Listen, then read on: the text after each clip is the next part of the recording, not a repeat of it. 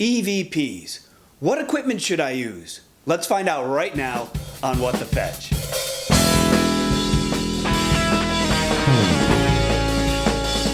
Hey Weirdos, I'm Graham. This is the second in a series of 5 videos where I discuss EVPs. Let's just get this out of the way, shall we?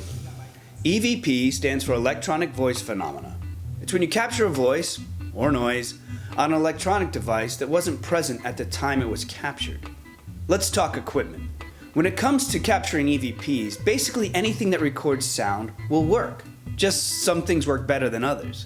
Now, EVPs are technically a type of instrumental transcommunication, or ITC. ITC is defined as communication with non-physical entities through electronic devices. But I'm going to focus on EVPs here and not delve into the entirety of ITC itself. But look for it in another upcoming video. Now, going back, Thomas Edison was quoted as saying that he had plans to build, and possibly even built, a device specifically designed for communicating with the dead. He's been quoted as saying, "I have been at work for some time, building an apparatus, to see if it is possible for personalities which have left this earth to communicate with us." Unfortunately, we have no evidence that he did anything more than just think about it.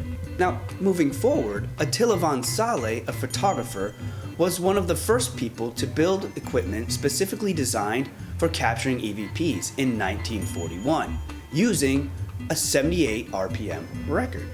But it wasn't until switching to a reel-to-reel tape recorder in 1956 where he felt he had achieved true success. In fact, one of the first voices he captured said, "This is G." Was that me from the future? Temporal anomalies? The switch from phonograph to tape doesn't surprise me at all.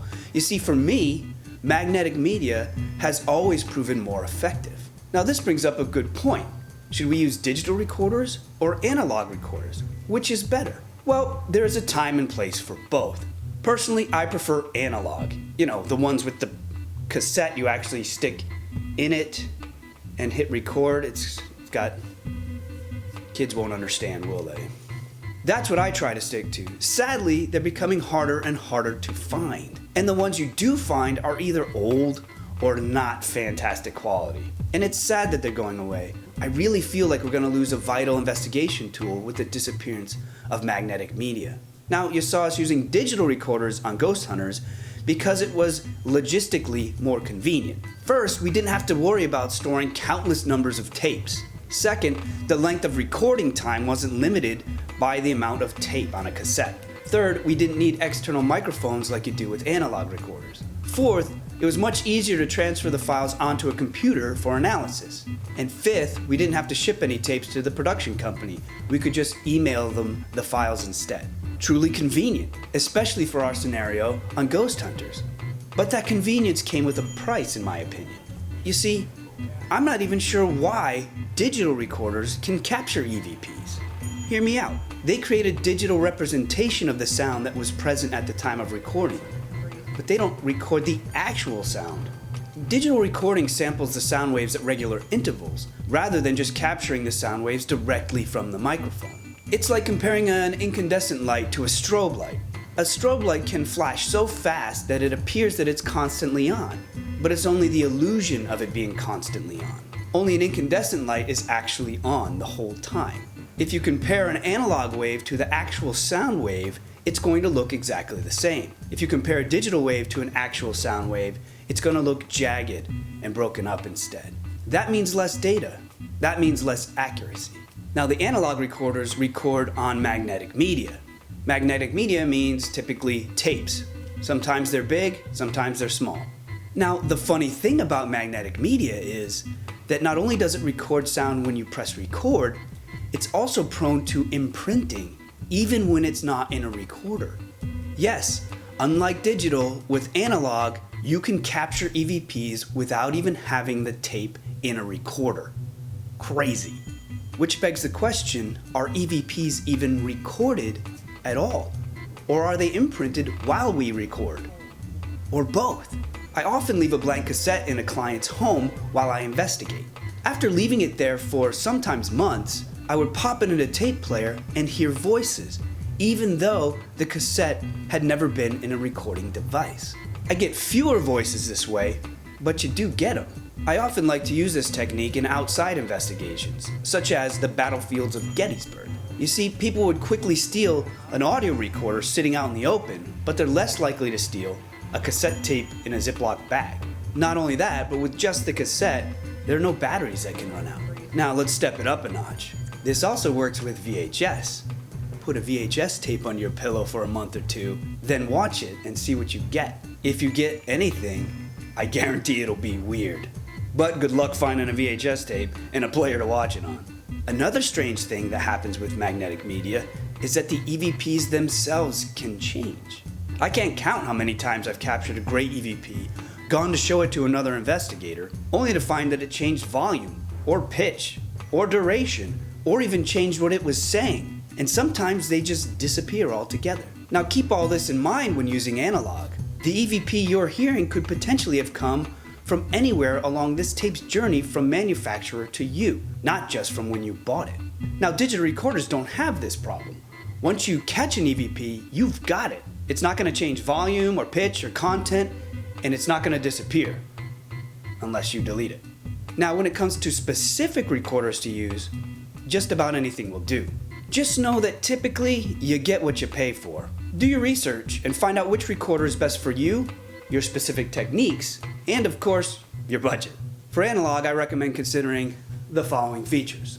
Something with an external microphone port. When using an analog recorder, be sure to use an external microphone, or else you'll pick up the grinding sound of the gears that are moving the tape itself.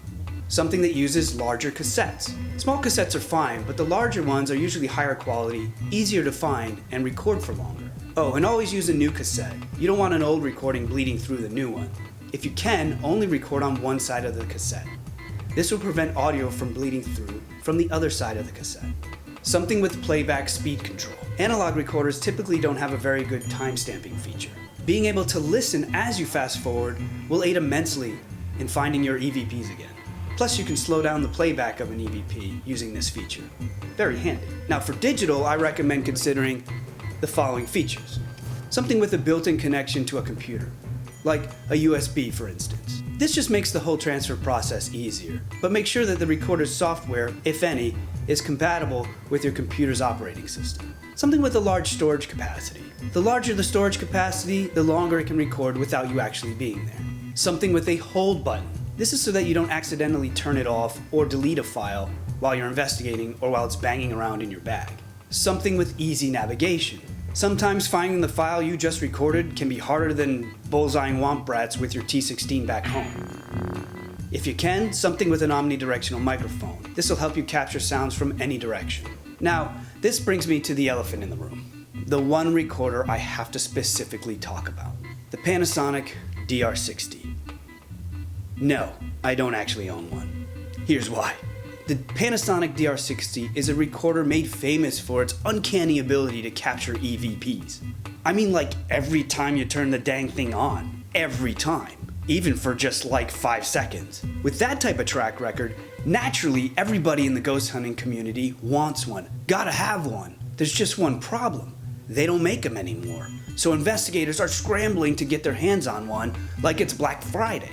They originally cost about $20 back in 1998 when they first came out, but now they're selling for hundreds, even thousands of dollars. It's insane. So what people are actually getting for all their hard-earned money is still a $20 tape recorder from 1998. The recording quality is so low that it continually produces false positives. It's very difficult to even make out what you said, what you intentionally recorded.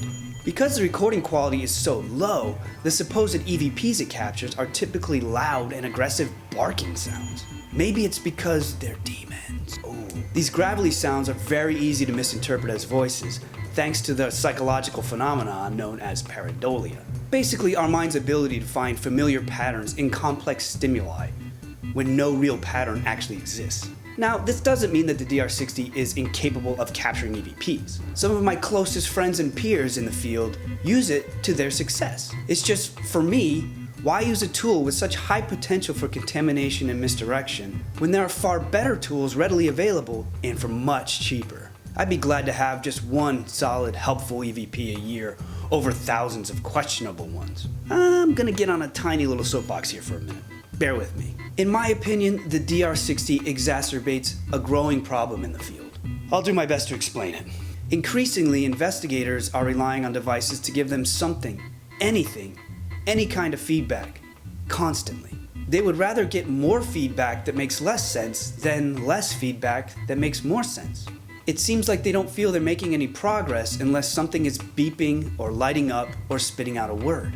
It's like they constantly need something to react to, even if they aren't sure what the device itself is reacting to. They're constantly thirsting for something that will give them what they're hoping to get. Whether it's real or not, it's a real problem. I'm always leery of paranormal investigation equipment that is able to consistently produce exactly what I want it to. One thing I've learned with all my experience is, if it happens regularly, chances are it's not paranormal. Thank you. Okay, I'll get off my soapbox now. Now, digital or analog voice recorders aren't the only devices capable of capturing EVPs. The audio recorder on your cell phone is always an option. It's not the best piece of equipment, but it's portable as heck, has decent storage, and can transfer files to a computer with ease. And don't forget about your video cameras. A common mistake made by investigators is to not take into account EVPs when reviewing their video. Even if you're using a video-only DVR system, I recommend pairing audio recorders with each of your cameras. It helps tell a more complete story for both audio and video during evidence review. Well, I think it's clear that I prefer analog voice recorders. But what about you? Do you prefer analog or digital or something else? Leave a comment down below and let me know. Don't forget to like, subscribe, and hit that notification bell so you know when I make a new video. Thanks for stopping by, guys. Stay weird.